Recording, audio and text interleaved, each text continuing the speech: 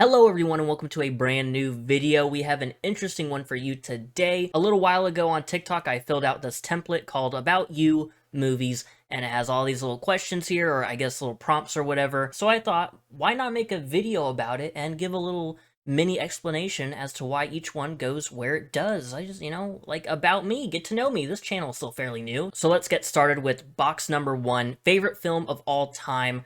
I have Billy Madison. I first saw this movie probably when I was around like 11 or 12, so that kind of Adam Sandler goofy humor, while some of the jokes probably didn't land with me at the time, Billy Madison is the sort of comedy that a younger kid would eat up regardless if they get all the jokes slash references or whatever. I don't know if they should necessarily be watching a movie like that, but I did, and I have gone back and at least watched this thing like once per year. It is my favorite movie of all time. If I ever do my top 100 favorite movies, that's gonna be number one. It has not left that number one spot. I never have even considered moving it down. Adam Sandler, love his early work, and even some of his really bad stuff I still enjoy from time to time. Everything about Billy Madison I love so much. You got guys like Steve Buscemi, Chris Farley, Norm Macdonald in there. Also Bridget Wilson as Miss Veronica Vaughn. She is wonderful in this movie as well. Bradley Whitford, can't forget about him. There's not a single thing that I dislike about this movie. You could tie me down to a chair, yell in my face, and scream at me,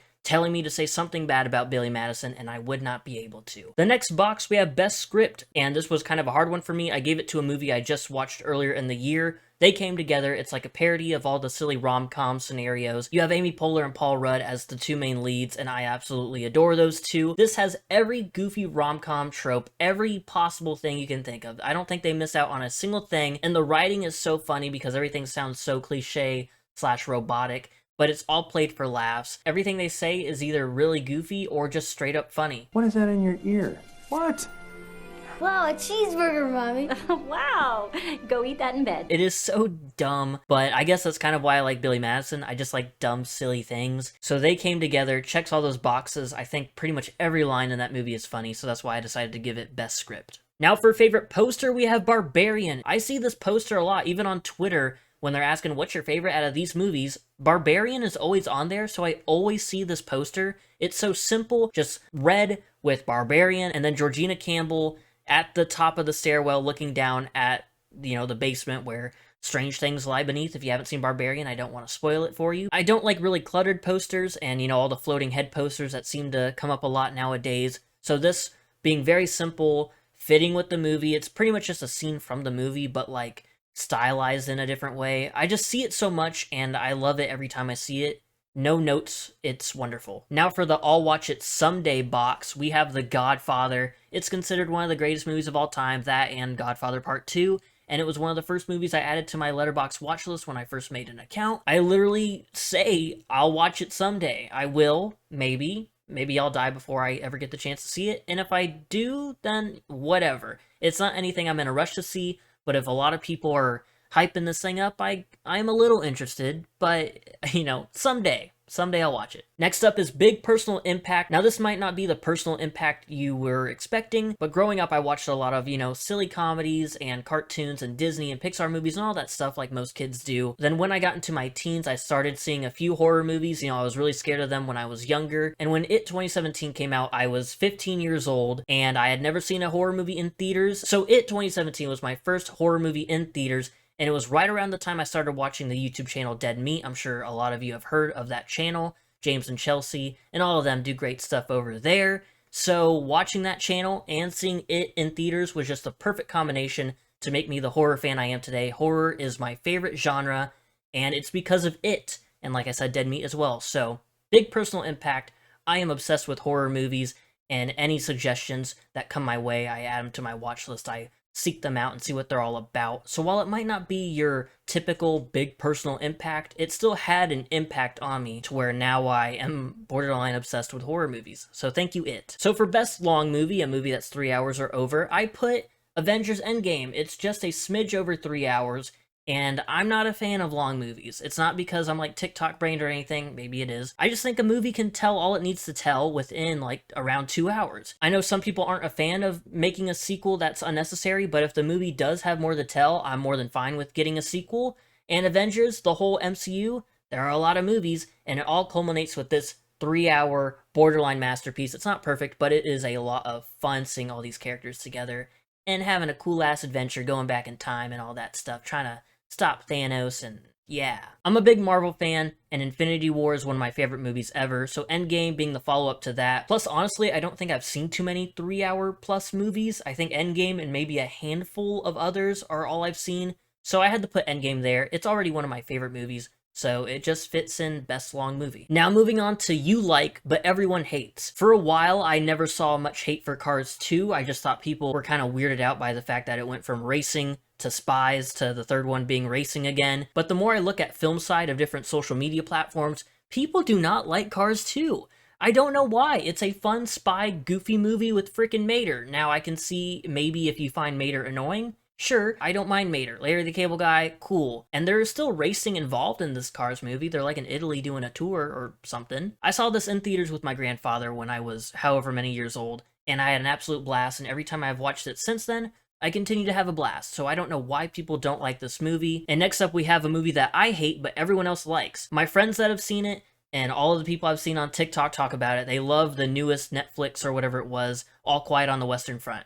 Now, I'm not a big fan of war movies, so any war-related movie besides, Infinity War or Star Wars, I'm not going to be a big fan of. This movie, All Quiet on the Western Front, 2022, I believe, was so gosh darn boring. I was like, alright, surely we're at the halfway point, or surely it's almost over, and I was only like an hour in, and it's like a 2.5-hour movie or something like that. I was begging for this thing to end. I didn't care about anything in this movie, and the two characters that I did care about a little bit, they die in dumb ways. And I get it, yeah, that's war, and war's bad, and blah blah blah blah blah, but like, oh my god. But if you like this movie, that's totally cool. Two of my best friends love this movie, and I'm happy for them, but I would never ever want to watch this again. Now, there were a lot of movies to choose from for the underrated box, but I chose Kong Skull Island. I don't think it's necessarily underrated, but I don't see enough people talking about it, and I think that fits for underrated. It could have also gone into criminally overlooked or whatever, but that's a different movie for a different part of the video. Kong Skull Island is one of my favorite adventure slash group of people going into uncharted territory-esque movies. I love King Kong, love Godzilla, love the Monsterverse. Those movies are just a bunch of fun. Kong Skull Island is the best out of that series. I love the cast for Skull Island. Tom Hiddleston, Brie Larson, John C. Reilly, Samuel L. Jackson, John Goodman's in this thing as well. Some genuinely creepy moments, even though this isn't really a horror movie, more of like, an action slash adventure movie. There are some genuinely like spooky moments when they're in that jungle and the giant bamboo or whatever it looks like turns out to be a giant monster and that dude just gets impaled through the mouth. Hell yeah. Watch the six!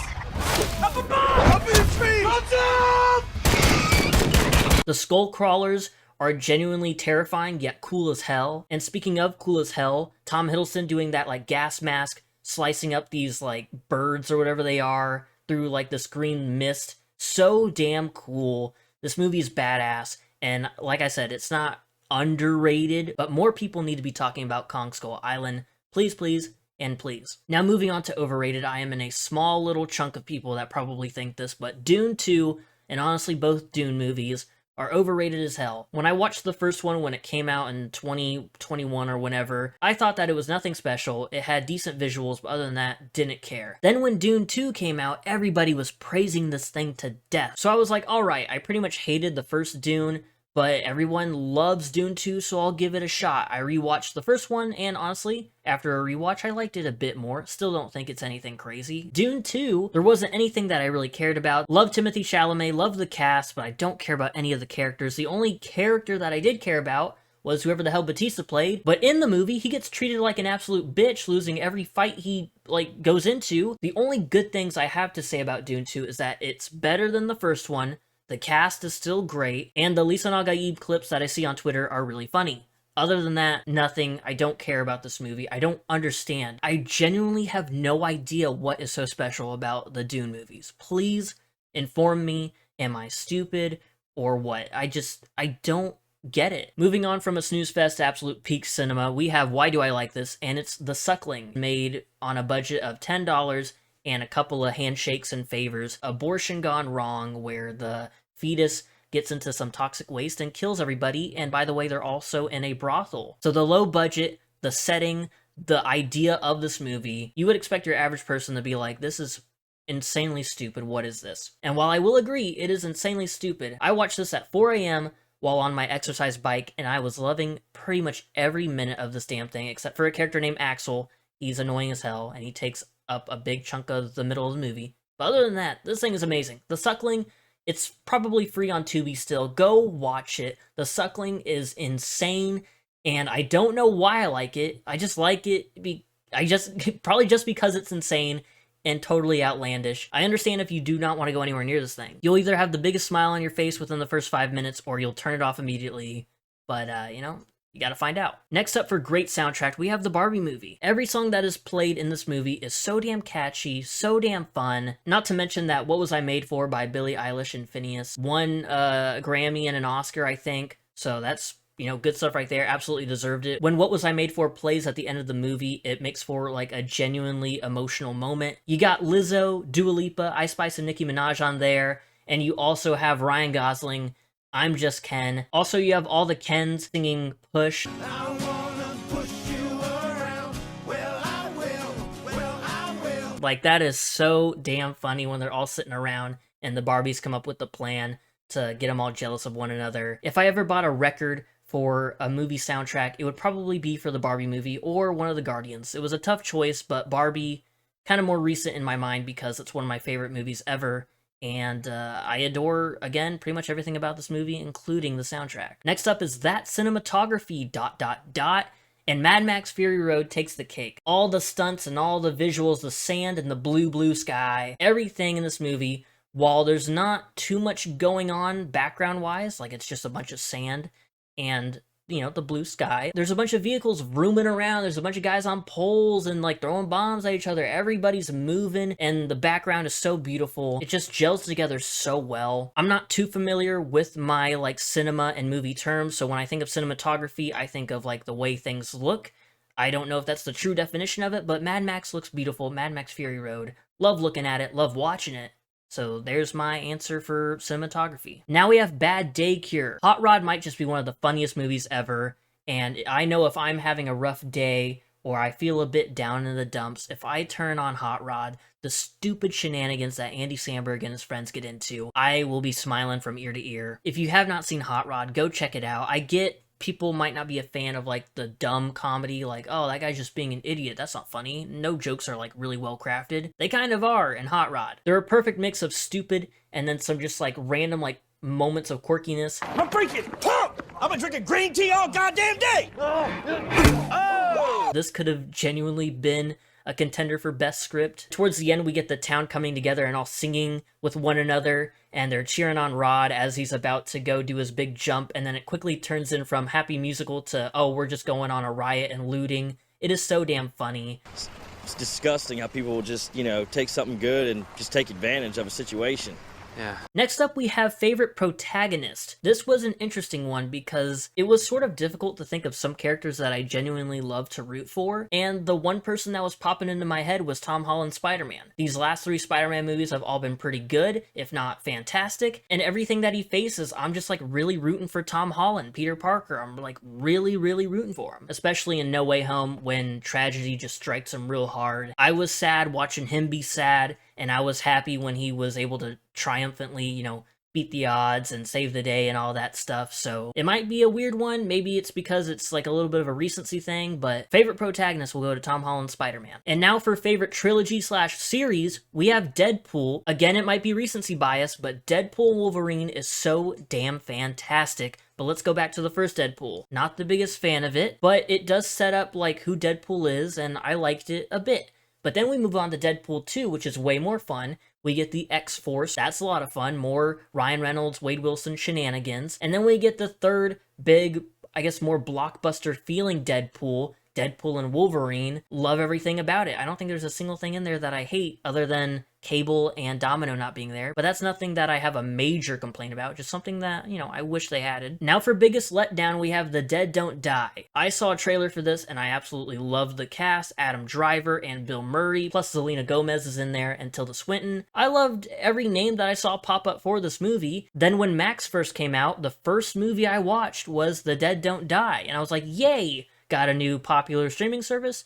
Gonna watch a movie I've been waiting for a little bit now. and it was such a damn letdown. It is like this dry humor, but humor is a strong word there because I did not laugh a single bit. Just a massive letdown. I don't think I liked a single thing about this movie other than the cast. I don't know, I was really let down by this. And now for biggest surprise, we have Malignant. I knew nothing about this movie. I saw the trailers a few times when it came on TV. The only thing from the trailers I took away is when our main character Madison was sitting on the floor and they had that cool transition where the room was like changing around her and she's at this like crime scene or whatever. That's the only thing I remembered from the trailers, and I was like, hey, let's make a YouTube video on the newest movie that's about to come to streaming, and it was Malignant, so I watched it when it came to HBO Max, and boy oh boy, what a surprise. Not just because it's a great movie, but the twist in the movie, I cannot recall ever feeling the way I did towards the twist that James Wan gives us in Malignant. I'm not going to spoil it, because if you go in blind or without knowing much information, this movie is fantastic. Malignant might not be everyone's cup of tea, but boy oh boy, I don't go a single week without thinking about this movie. I love it so much. I have only watched it that one night when I watched it for the YouTube video. I have not gone back and rewatched it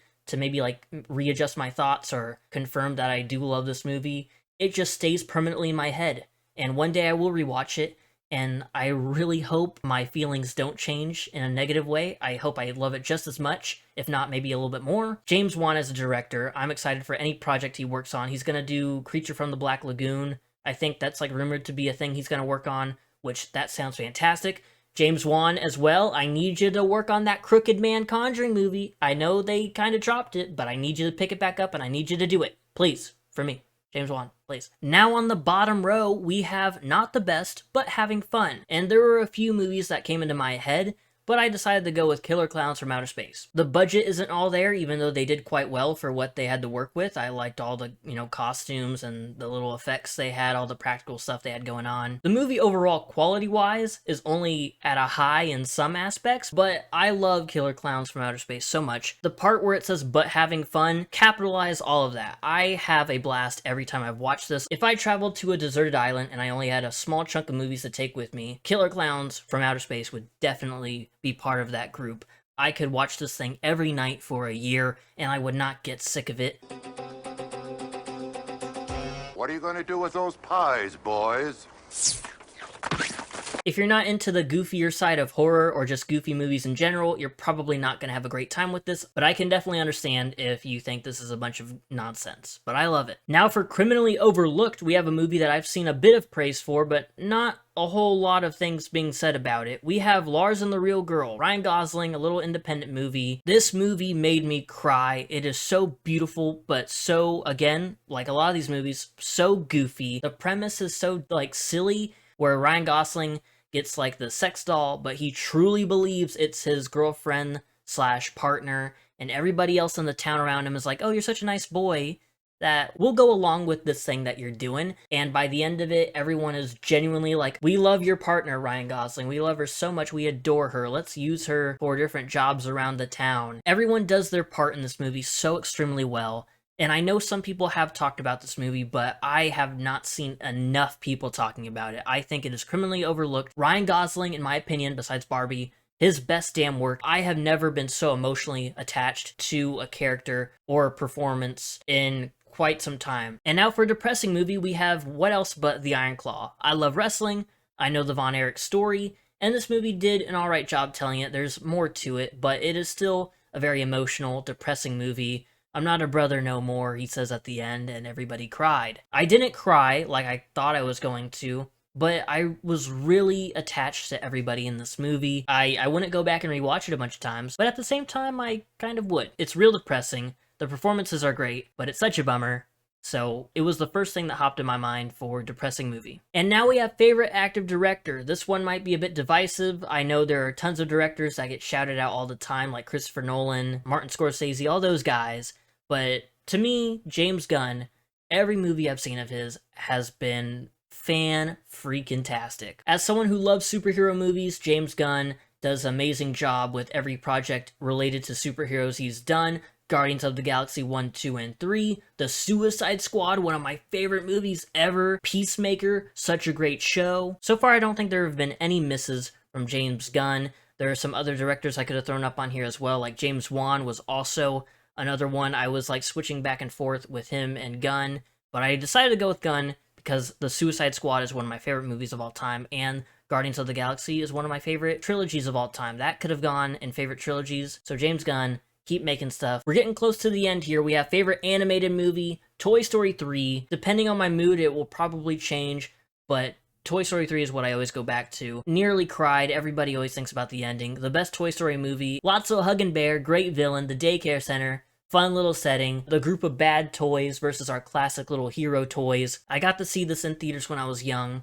and I remember just loving it to death, and I still love it. I haven't watched it recently, but I can still recount many of the moments, and I absolutely adore Toy Story 3. And finally, we have Not Usually My Thing, but ... and I decided to put A24's A Ghost Story. It's a very slow movie, and I like fast-paced action style stuff, but A Ghost Story is very interesting. I couldn't help but get invested. It's about a guy who dies, and he is stuck in the house that he lived in when he died, and seeing all the things go on and everything that happened in this location, going from when he died all the way to the future, and we even go all the way back in time to when that area was first being used as like shelter or like home base for certain people. It's fairly emotional. There are some parts about it I'm not necessarily into. There's a scene where his girlfriend is eating pie for like almost 10 straight minutes. She's just digging in with a fork, not even like cutting slices. She's just like digging into that pie. And the first 2 minutes, I'm like, okay, this is going on a bit long.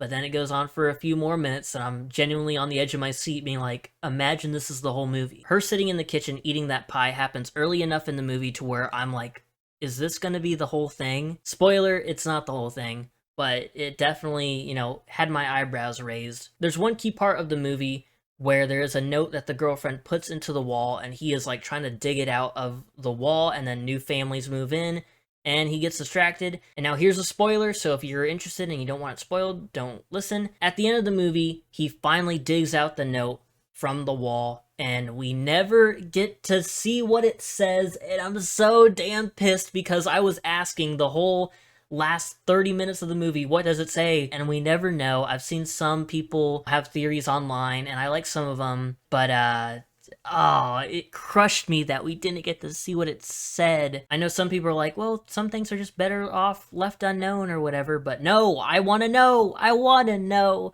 But A Ghost Story was really, really cool.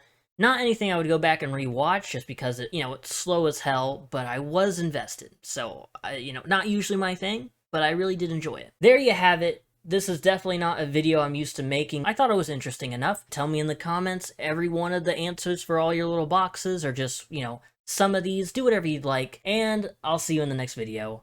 Goodbye.